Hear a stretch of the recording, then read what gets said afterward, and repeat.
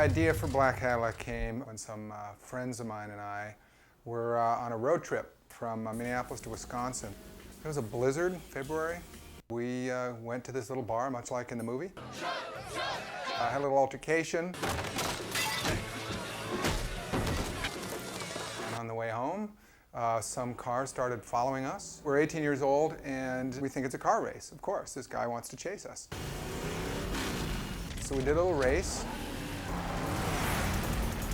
And 3 hours later, these guys follow us all the way home, run us off the road, run through the woods in the moonlight. These guys pull out knives and clubs, and it was a real life kind of harrowing experience where we went from having a great time to it being a life and death kind of situation. And then instantly I knew that it could make a great movie. John, the director, and I, we've been close friends for many years, and he had this incident that occurred to him when he was a kid, and he always thought that he could turn it into something that might be applicable to a movie. I sat on this outline for probably 10 years, and I'd look at it every once in a while and go, I wonder if it's time to make this movie. Finally, John ran into Will, who developed what I thought was a really, really good script out of the kernel of the idea. Will Aldis, who's my writing partner, wrote many other scripts before this. He's primarily a comedy writer. Will met John, and they talked. And he pitched me some stupid angel movie, and I said, I don't want to do that. And then he just started slowly talking about Black Cadillac. And I find that if you're taking meetings with writers or directors, and they come to tell you a story, to pitch a story, the story that they have in them that's interesting is not the story they pitch. It wasn't the first thing he wanted to talk to me about. But the second I heard it, I went, Will came home one day from lunch and said, boy, this guy had an interesting thing happen to him. And I saw the whole thing evolve. He said, it's time, let's write this script. I wrote it because I wanted to see if I could do a teenage horror flick as if it were written by David Mamet. You came all the way from Yale just to say goodbye? That's sort of goodbye. More to celebrate a rite of passage. Ultimately, 10, 12 drafts later, we lost count. We got the script. John's insane.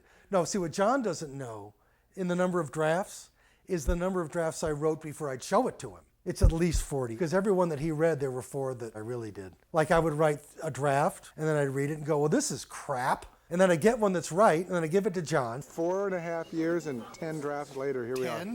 Then we proceeded to wait for about 3 or 4 years with different studios who tried to make it. Pretty much every studio took a crack at making this movie at one point or another. Some big-time people that wanted to make a big movie out of this, and then they'd get excited, and then they'd get on to something else. And for whatever reason, the options always ran out. And then somehow it happened. Stephen Smith is more than the cinematographer on this film. He's my producing partner. He's the one that basically said, you know what, let's wrestle this away from the movie studios that keep telling us that they're going to make it and not making it. Having some business background, I said, John, let's just go ahead and find the money and raise the money and make it ourselves, because it was such a personal story for him. I'm going to call my son Conrad. He's one. He's available. It's a cliche, but people sold their houses and put all the money into it. John sold his house to make this movie. And it gave us the freedom to do the kind of movie we wanted to do without having any other interference. It seemed like this would be the right project that I could step into and maybe help out as a producer. Some of the things I brought to it were friends and contacts, most prominently Randy Quaid, who plays my husband in the Vacation movies. How about a ride? Come on, I'm freezing my stones out here. Once we got Randy on board, it really was a little bit easier to help raise the funds and sort of bring it to the level of, we have a green light. How cold is it up here? How chilly are you? I'm pretty damn chilly. There was a few weeks before we made the movie where we actually didn't have all the money in place. And that was a bit scary in terms of wanting to go ahead with something without having all the funds to make that happen. I had every producer I knew who I went to and said, what's your advice? I'm going to do this movie independently. And their advice was pretty universal. No, don't do it. Run away. You're going to hit an iceberg and crash. Don't make that movie. And so we didn't listen to them. After we picked him up, there's been nothing but the shit. We weren't naive. When you have a 7,000-pound car going down a mountain road, The weather that's very temperamental and a very, very finite budget. The disaster could be lurking around every corner.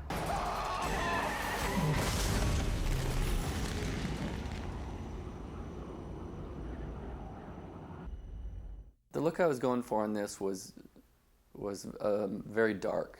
I felt that was going to help the story a lot by seeing very little, but at the same time wanting it to blend and look good photographically. The cinematography of the movie followed the same lines as the sound, which was the first part being friendly and inviting and sort of safe. As the characters started out, it was a little more happy and kind of fun. So the way I shot it was a lot of kind of traditional shots, very storyboarded, very planned out, so it felt safe. And then as things started happening to them, the light changes as well as color and creates that sort of tension built into the lighting. But it's still longer takes. It's not all that choppy in the dialogue sequences. And by the end, we threw all of the gear away, and it was me holding the camera, dancing with the actors. We have a kind of unique relationship in that he likes to shoot a lot of the action stuff if there's one camera. That's the one. Let's put on a 35. I like to operate the camera myself because I can move faster. I can follow what the actors are doing if they do something unpredictable. There were a few specific scenes that I changed the look in relationship to the rest of the movie. It was important for me to try to find ways to create unique opportunities so that the audience doesn't get just bored with one specific look. One of them being the campfire, creating more of a warm look. When they were burying the cow, we also opened it up. Also, we did some really neat stuff with the glow sticks in terms of trying to create source light where the characters could use a different color in the movie. Up until that point, you have this blue, cold tension happening. And when they click on the glow sticks, you know, it creates this green wash in the car that is very creepy and very tense. You could go a little bit higher, actually. Let me just look straight up ahead. But it was a bit challenging because acting as producer, I didn't want to spend money that we didn't have, so I had two people on two shoulders saying, "You can't afford that." "Oh, yes, you can. You want it to look good." We could take that sunset and blow it up, the video, since we don't have the cameras ready, and make it the end of the movie. When you're shooting on a non-studio budget, a smaller film, you don't get everything you want. We had very few tools to play with. You don't get all the toys you want. You certainly don't get all the time you want. And getting all those shots you need to build the suspense and build the tension and make sure that the geography is clear is something that is usually afforded to big studio films. The first car chase in Black Cadillac is probably 5 or 6 minutes long, and it's made up of hundreds of shots. Even though it's car sequences, they're very tightly planned out. I'm a storyboard fanatic, and so virtually every shot in this movie has a little picture drawn of it, of the movie that ultimately you see. This picture was storyboarded within an inch of its life, meaning every single shot was planned. It's dangerous work, slipping and spinning on mountain roads. It looked simple when you watch it, but it wasn't. We had helicopters and cranes and lights and fake snow. What we did in location scouting is we found very specific locations that had turns in the road that I was able to elevate the lights up onto an area that could splash light down on very large sections of road so we could do these chase sequences. When you shoot car stuff in movies, often what you do is you put a car and you tow it with a trailer and then you go around and around the block while the actors talk. But knowing that half of our movie takes place in this car, that wasn't going to work. And so we knew that we had to fake it like they used to do in the old movies. And so we took a Saab, chopped it in half, and sat the actors in there with a screen behind there with footage projected on that we shot up in the forest. We had a person doing playback that would call up specific scenes that we had shot for specific areas of the film, and we were able to rotate the car on a swivel and spin it so we could always have the camera in one position so the background plates were always in there, as well as snow blowing. We had people outside with little fans blowing around snowflakes and potato flakes and all that stuff, and to make the car bump we'd have guys kicking it and taking sticks and bashing it to make the actors jump. And I think it blends pretty well as to not knowing when you're inside on a stage and when you're outside. So it's that sequence I think that I think I'm most proud of, because it's a mix of, on-stage work where, we're kicking this car that we have cut in half, and they're just like reacting to it as if this big 310 Caddy is slamming into them, to actually filming on the highway. Plus, having an open car like that gives you the opportunity to get the camera in places you couldn't. You know, get underneath a foot specifically, looking up at the characters. So it was extremely helpful. You're looking that way, is that okay, or do you want me to be back there? Yeah, no, that's cool. For almost a week and a half of this shoot, we're sitting in this little tiny space all together. And then once they got in, they had to really be in there the whole time. The most intense in there, because you're in there for probably 10 to 12 hours a day in this car with 2 or 3 other guys. We were in a stage that we couldn't afford to heat, so everybody was freezing because we shot it during the winter. We had Randy Quaid, who's 6'5", and he's in the back seat of this teeny little car just scrunched up. And he's a big guy, and this Saab is a very small car. They had to put him in the back, of course, and Shane's tall, so his seat's way back, and Randy's just crunched in there. And most of the time, you know, the director has you lean into each other too, so you're right in each other's faces, acting constantly in this little box. It's like shooting in a toothpaste tube. There was an intense amount of claustrophobia in that car. That said, the movie is claustrophobic, and so the fact that these guys felt a little claustrophobic in that car, we absolutely used it.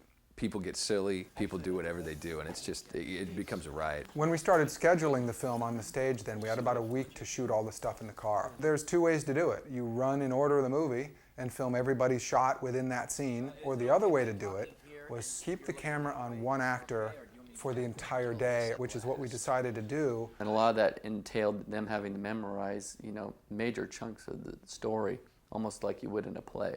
The cameras would be in one position on Shane, you know, and we'd do all kinds of angles for all of his scenes in the car. And then the next day we would do Josh's. So let's play the beats as Charlie's getting in as well. Okay. Okay. You want to see Jason sort of slide, or we need to see him? I don't know. Let's find out. The actors were a little nervous. These are 3 young guys who have to memorize 50 pages of dialogue. When you get tired, there's no refuge. But what was good is in the movie, the kids start to get tired. The kids start to get surly. They start to get on each other's nerves. Pull over. Stop telling me what to do. Oh, and who are you, the car czar? Yeah, you bet I am. Not anymore. Maybe he'd like to do something about it, huh? Maybe he would. And when you did it in order, it naturally happened. By 14 hours, with the camera right here in your face, they were some real emotions flying by the end. And I think the results turned out to be great. Ultimately, all put together, very few people have been able to figure out our secret, which was we really weren't driving anywhere. It allowed us to get through major chunks of the movie, and we could concentrate on other aspects, specifically a lot of the action stuff outside of the car and outside the stage work. The scene where the Cadillac surprises everybody and breaks through the glass, that's one of the big screams in the movie. We went onto location where they had a garage and a kind of an office-looking place that was next to it. The movie ranch that we filmed on wasn't going to let us, of course, wreck their standing gas station. So we built half of a fake gas station. That was a bit challenging because it had rained, and it was raining the entire time we were doing that sequence. So very wet crew, very cold. This camera's set, that camera's set, and let me see. We had, I think, 4 cameras on that one scene. As far as it smashing through the glass, it's pretty simple. I mean, there's a stunt guy in a car, and he smashes through the glass. And what it actually hit was not the actor playing CJ. The only thing I did in that whole sequence was turn and react like, here it comes. But it actually hit a dummy. I mean, the dummy got messed up. We also had a digital effect where his arm kind of moves up. So it could move around so it didn't look like a dummy standing there. And then they did an insert shot where just my head on the hood, like just slamming down there. Come on, come on, come on. When the Cadillac hit, it wasn't supposed to crush the Coke machine behind him, but with some magic of editing, we cut that part out. Otherwise, it would have meant that CJ was chopped right in half. I love the fact that as the car reverses and goes out of the windows, fishtails just at the right moment at the end. And then actually a stuntman rode on the hood when they find me later out on the lake spinning. It's fun to die in movies. One of the most difficult scenes to shoot in Black Cadillac is the barroom fight. Oh, shit. We had about 100 extras.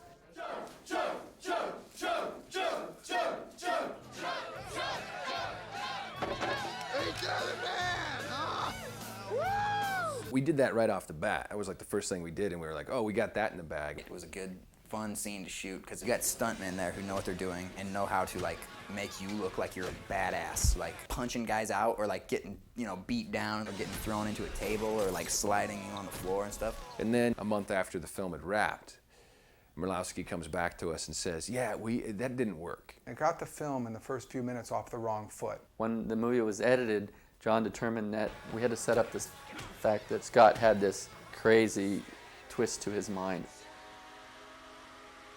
And so we decided we want to reshoot that. And set up the fact that he had this little really violent temper. Well, the bar no longer was there. It had gone to new owners. We didn't have those 100 and some people anymore.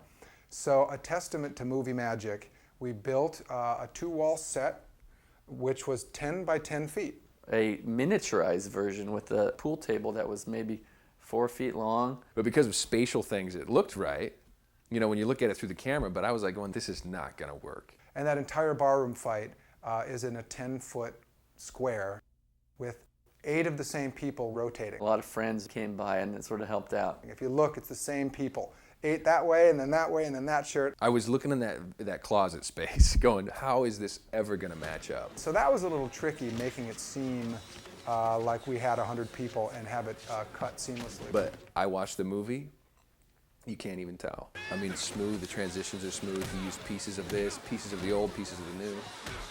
The thing totally works.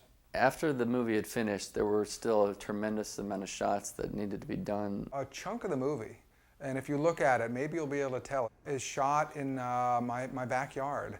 And it would be me, Steven, and then the actor. It might be Shane. Where I'd be lighting and he would operate the camera. And we pulled the Saab up onto the lawn.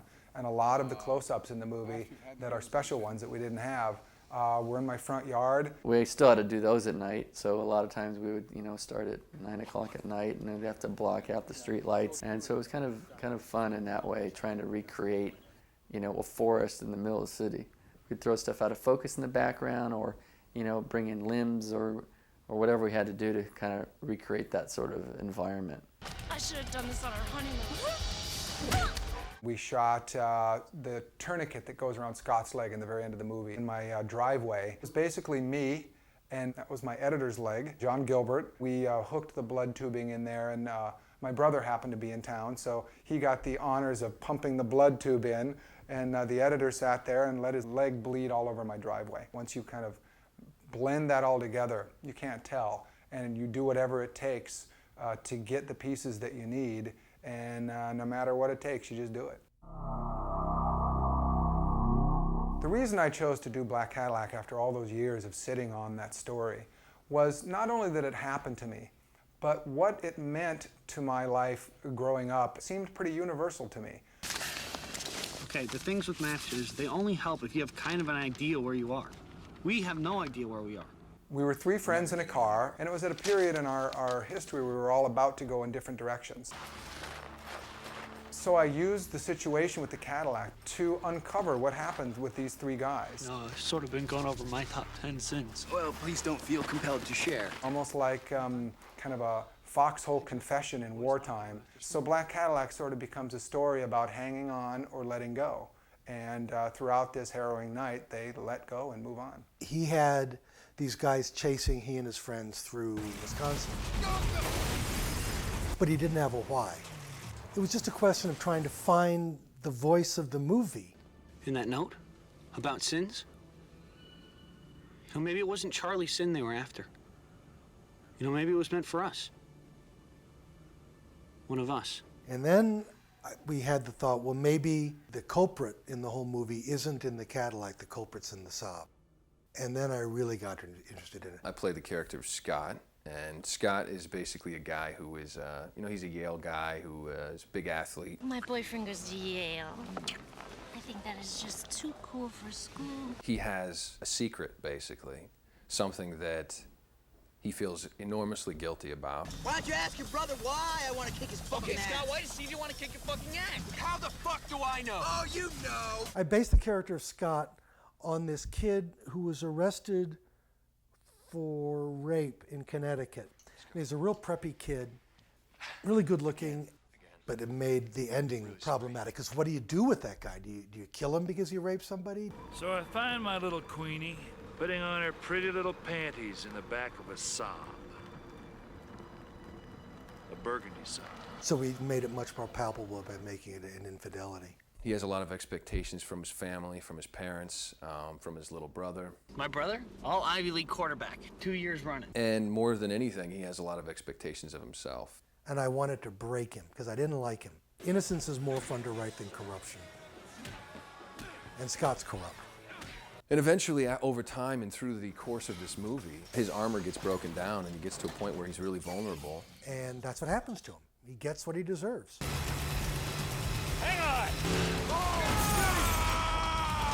I hate those guys. And I think at the end of the movie, he takes a little, limping step. Well, that boy needs to limp. CJ starts as sardonic, angry, bitter. So I figure, why should this goddamn dog get a run free? Well, I gotta walk around looking like this. Bit of an outsider because of his physical appearance. Must be so draining. Stuck in this car, sitting here all night, staring at this face. He has a lot of issues dealing with his past. He's scarred, not just from Scott, but from his mom, from his dad. Maybe I'll just get drunk every night and pass out like my old man. Right. Yeah. And his arc is acceptance and forgiveness. I mean, Scott's gotta say sorry, which is Scott's arc. And CJ's arc is to hear it and to let it go. And he says at the end of the movie, No one's anyone forever, man. I mean, that's everything I was trying to say in the movie, is I wanted to say to kids at 19 and 20 or 18, nobody's anybody forever, and just keep going. Oh my God! Oh my God! You're unbelievable. Thanks, you saved my life. You're my hero, I swear to God. Robbie was like, the Woodstock character in Peanuts? I always saw Robbie as that. Kind of just the dork up friend that wants to be like his big brother. Everybody in this film was trying to be somebody else other than what they were. So I never really wrote him that well, but John loved that character. So he kept pushing me to develop it, And I'm going, what is your deal with this Robbie guy? Until I realized that John, of course, identified with him. He was very enthusiastic about life and women and liked to be on the in crowd. All right, for the first time in my life, I have details. He starts as the little brother, and at the end of the movie, he's the big brother. So he starts in boyhood, and at the end of the night, he's a man. Instead of Scott saying, "I'll get you home," it's Robbie saying, Come on, guys. Let's go home. And Scott sort of takes a back seat for once, because the whole metaphor of the back seat, front seat thing is right there in the end of the movie. And I think everybody has those times, where they go along in life and all of a sudden they kind of realize that it's okay to be who they are. Did I not tell you a night like this can turn your head around? Turn your life around. Change a man.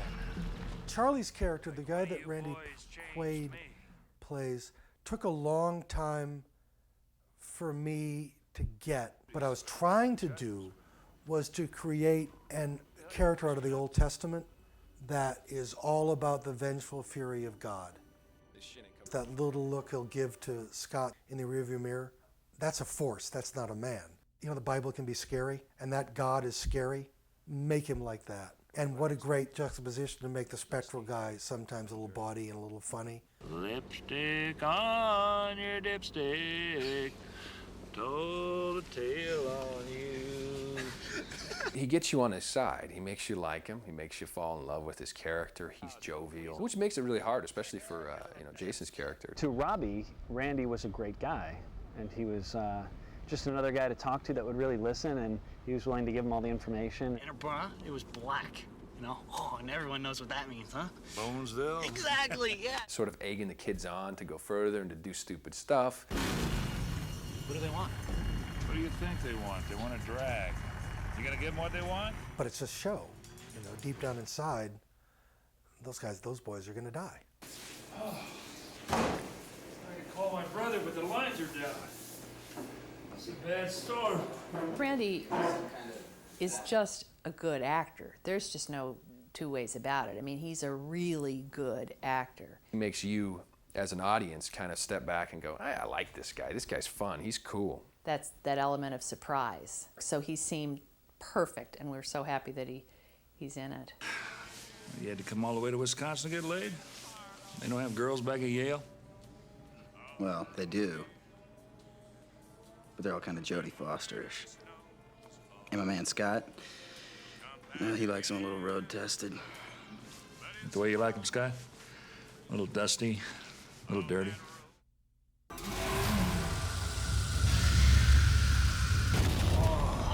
Cadillac, El Dorado, 1957. Oh man, so tough. The Cadillac is a character in the movie, essentially, and we had to create a look for the Cadillac that helped sell that fact. It's a black hearse. It's death following these guys. If you look at it from certain angles, there's very much a hearse aspect to it. The facade, the face is just perfect. It's menacing. It's got a mystery to it. It really brings out our own sense of guilt, really responsibility for the things we've done, because this thing is making us responsible. This Cadillac that keeps showing up is making us have to question who we are, what we've done, what we're about. It's the avenging angel. It's a real bogus literary device that I ripped off of really good writers and transformed it into a grade B chase flick. That's really what it is. Sorry, John. It was like the shark in Jaws.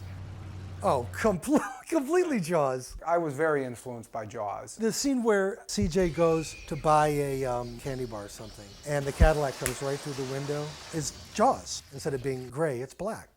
It looks like a shark, sounds like a shark, moves like a shark, kills like a shark. It's a shark. The second or third time I saw it, I was like, embarrassed. I was like, dude, we're gonna get total, that's a shark! We're gonna get completely nailed! Told you, Scott, you don't mess with the caddy. Horror films are generally about the action of it, about like the demons or the ghosts or the killings or whatever. And this is really a story about these three guys. I wanted to see if I could incorporate what I do pretty well, which is write character and dialogue, into a genre that I know really nothing about, which John knows a lot about, which is teen horror flick. Where are they? There's a challenge when writing a movie with Will Aldis because he's a very, very good writer, and his first draft that comes out, the first thing that comes out of his mind is always entertaining, it's always funny. I'm trained to go for the laugh, and if the laugh is there, your DNA just demands that you go for it. So that's why there's a lot of humor in it, because there'd be like a line or a setup, and I just have to go for the laugh. It allows you that relief of like, oh, okay, I can enjoy this moment. And John would cut me back a lot and stop me from it, because a lot of times the laugh would just diffuse the tension. A little too funny in one situation, and you'll throw off the terror and the suspense in the other. We were just trying to maintain being faithful to that genre. So we had some spirited meetings together. Well, spirited, we'd yelling and screaming at each other in a small room. He claims we have had fights. I don't remember them, which means there were probably fights for him and not fights for me. I mean, when I fight, people go down. And I react right away all the time, which always gets me in trouble. Like if someone would give me an idea, like, no, that's terrible. I hate that idea. What John would do is just let me explode and wait, and then know that I would come around. And then I would come around, and then we just go forward. He's a dream to work with. This movie was very grueling, and one of the most grueling that I've ever experienced in filmmaking. It was mostly night shoots, and a lot of it was very cold. That's probably the most difficult part of the movie, was just the bitter coldness. It was so cold, and you had to keep focused and keep energy. Maybe it's so cold breath won't even show. That's what it is. It's like 200 degrees below. We had to turn our bodies over and work all at night. Everybody who joined up knew what they were getting into, which was essentially 40 nights, 6 days a week, of going to work as the sun went down, working until the sun came up, and then you went to bed. So it was a vampire schedule. Dealing with that was difficult, not just for the actors, but for the crew and everybody. The crew is the one that has to be there first and leave last. A crew on any show, television or film, I think are really the heroes. Are we having fun yet? Not really. By the time you get home and fall asleep, you got about 7 hours before you got to be back on the set. You really are on a totally different schedule than the rest of the world. I mean, it turns your world upside down. You don't know what the news is. You don't know what's going on in the world. You're sort of in your own world. When we did burying Bossy, the cow, out in the mogul, that night was extremely freezing, and We had so much dialogue to deliver while we were scooping snow. We got our hands all over this nasty cow, which I think had been painted too, because it was coming off on our hands for like, usually when you pet a cow, your hand doesn't become brown. And they're already just like stinging cold. And then when we were talking, we don't even know what we're saying. You're like trying to talk and you're chattering and you can't get your words out. Josh come up, flick your ear, and you'd be like, damn, dude, that's not funny. Man, that was definitely the most difficult scene. The weirdest thing about that is that the snow is fake, but the cow is real. When you watch the movie, the snow looks real, and the cow looks fake. There's an old Hollywood adage, don't make movies with snow, don't make movies, there's a whole list of don'ts, and up at the top is snow.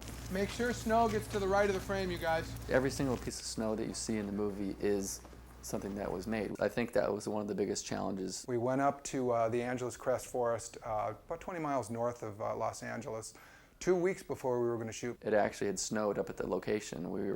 We had a foot of snow, and it was great. We were making snowmen and rejoicing in our good luck. And then, unfortunately, we had one of the worst heat waves we could imagine in LA at the time. Murphy's Law, if you remember Murphy's Law, anything that can go wrong will go wrong, follows movies around like a little ghost. It's just wherever you go, Murphy's Law is right behind you.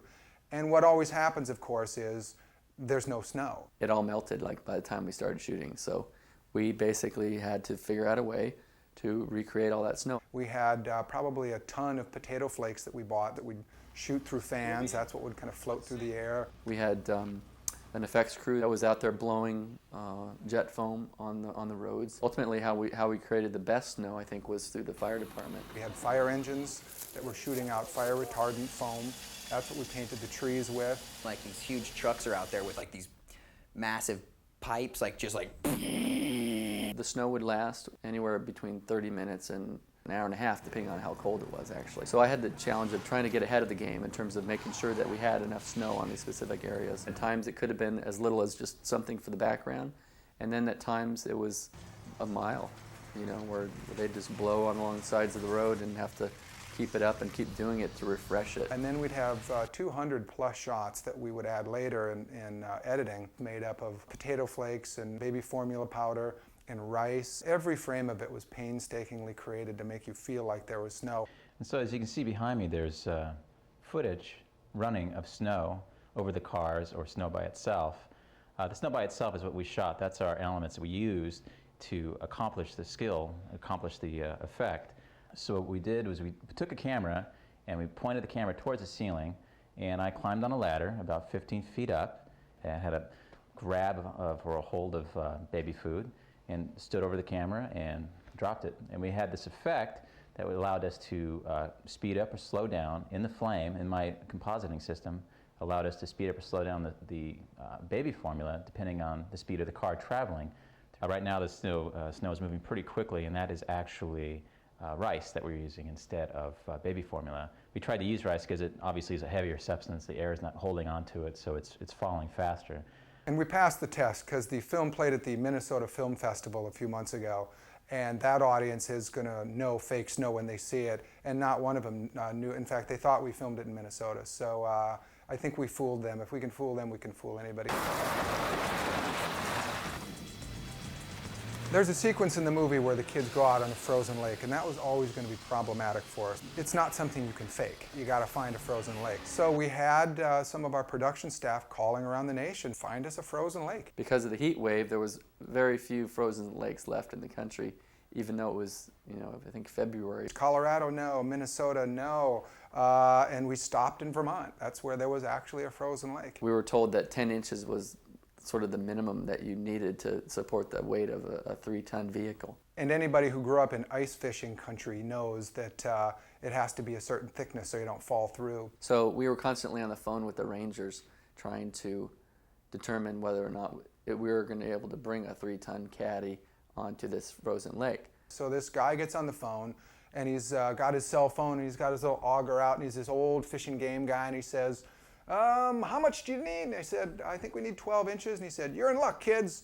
14 inches of ice. Bring everybody out. So we make all the arrangements, and all the Saab and the Cadillac and the crew gets sent out to Vermont. And it's suspiciously sunny out there and warm. The fishing game guy meets us at the lake and says, oh, we've had a little bit of a warm spell. When we initially started scouting it, it was about 12 inches. And then by the time we ended up getting there a few weeks later, it was literally like right at 10. So the Fish and Game guy says, you might want to come back next year. And we say, well, no, we're here. And so he pointed us to a little corner of this lake that he said wasn't too deep. There, of course, the locals they do ice fishing during the winter, and they drill holes in the lake. We would, be doing our stunt sequences, and we'd be hitting these open holes. And over the course of like 4 days that we were there, these holes started getting bigger and bigger. It started out on night 1 with pristine ice. Night 2 had a few Swiss cheese holes. Night 3 had more holes. We would eventually find out and know exactly where those sections of ice were. We had to go to Walmart and get those glow sticks and put them in all the holes, because when you're driving at 90 miles an hour, you could go under in one of these things. I think we sunk the car. We actually did, right over, where's the hole? And the car, indeed, both of them went through the ice probably half a dozen times. If you freeze frame it on this DVD, you can see areas like the size of dinner tables. And like 3 in the morning, we had a group of like 20 or 30 locals coming out to watch the crazy Hollywood people drive their cars on the ice. A local tow truck operator whose job it was to pull us out every time one of the noses went underwater. He kind of eventually just said, you guys are crazy. And he left. And the stunt drivers literally had to, actually, I think John was driving at times. I ended up doing a lot of the stunt driving because I was pretty sure someone was going to go in, and I wasn't about to face an irate widow of someone that I brought out there. So it was a bit challenging. And I think one of the most fun scenes that I've ever been involved with. Spinning cars at, 80, 90 miles an hour on a frozen lake. It was pretty wild.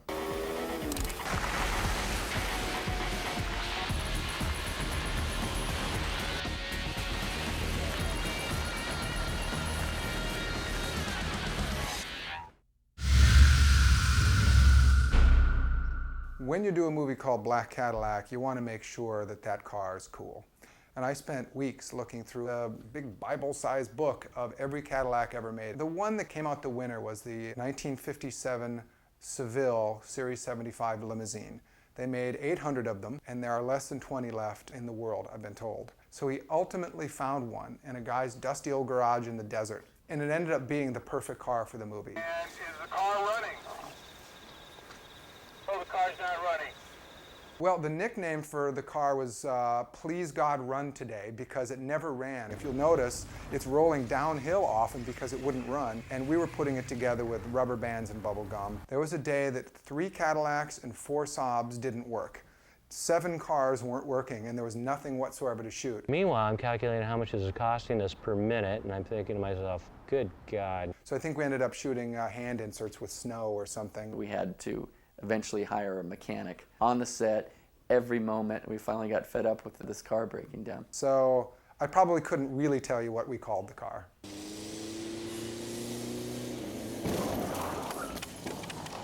The main car that you see in the movie we didn't hurt. The gentleman we rented the car from told us, now I haven't substantiated this, but he told us that he also rented it to the people who did Driving Miss Daisy. We would have all gone to car hell if we actually hurt that thing. So we bought 2 other cars that were very similar, and so there are 3 of them total. There's probably a half a dozen shots in the movie of a fake Cadillac where I needed it to physically do things that we couldn't get the real car to do. We left that to the digital department to do some digital Cadillac shots, and I think they blend in pretty seamlessly. One example might be the Cadillac coming at the lens at the end. As the car comes at the camera, we have it kind of rotate and spin, matching how it was falling in the actual cliff sequence at the end.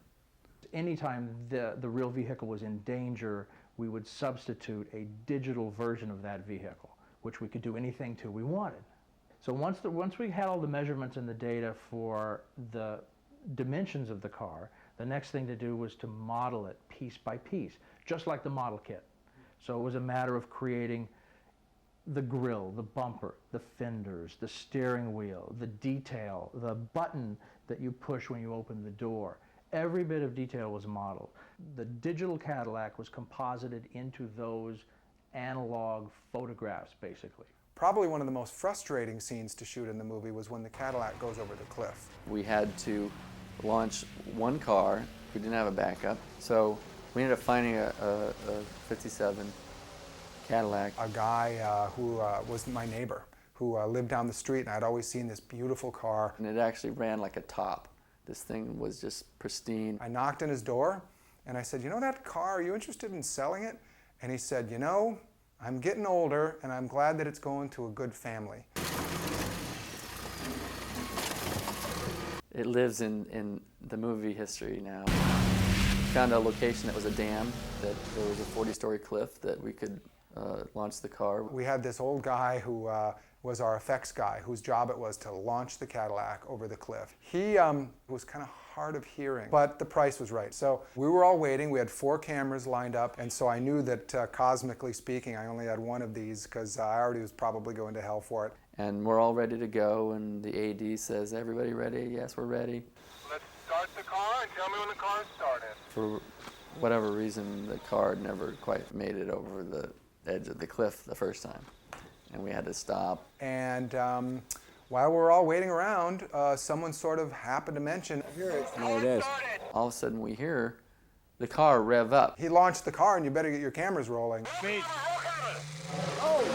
There was less than a second before all the cameras start when that car shot over the cliff. I flipped my camera on. One of the other cameras flipped his camera on. John didn't flip his camera on. We came very close to not having that at all. I was told by the editor that I had 14 frames of material before the car actually came over the cliff.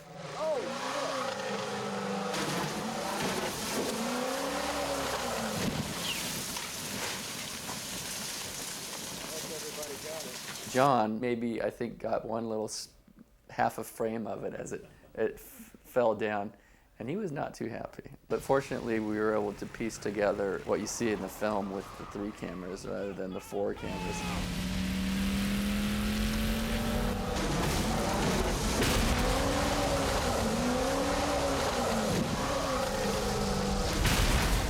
In the movie, it hits a sheet of ice and breaks through. That's all digital magic. What was really below that 400-foot cliff was a river. Eventually, you know, the sun came up and we had to dig the car out of the river. It's the last shot of a very long movie, and the crew said, bye. And the tow truck driver, who we paid a lot of money to, who I sort of thought would actually go in the water, and he said, I'm not getting in the water. And John graciously dove into the ice-cold river to attach the chain to the backhoe.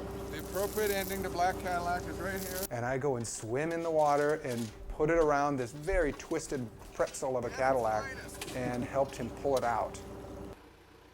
Just when we thought we're all done, it's now raining, and I've been up for 40 hours. The fishing game guy taps me on the shoulder, and he says, you missed something. If you look in the movie, when the car hits that little outcropping in the very bottom of the cliff, it explodes into pieces.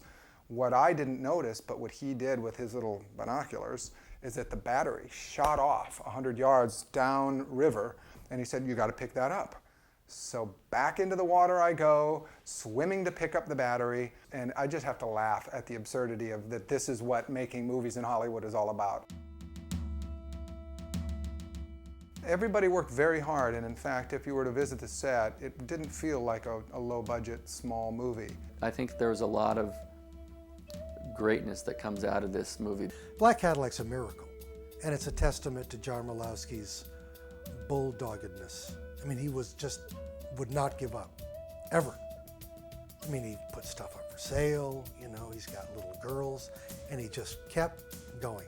You know, I think that you gotta just stick with it and keep on going, and I was really happy to make this film. Everybody sacrificed for this thing. There was so much passion involved. People were doing favors, people were like putting in extra time. They really made this thing come together. It's the people that were involved. It's that all-encompassing, you know, in the directing and the acting and the performances, which are top-notch. But I think it, you know, created something unique and beautiful looking. This has been our life for 2 months.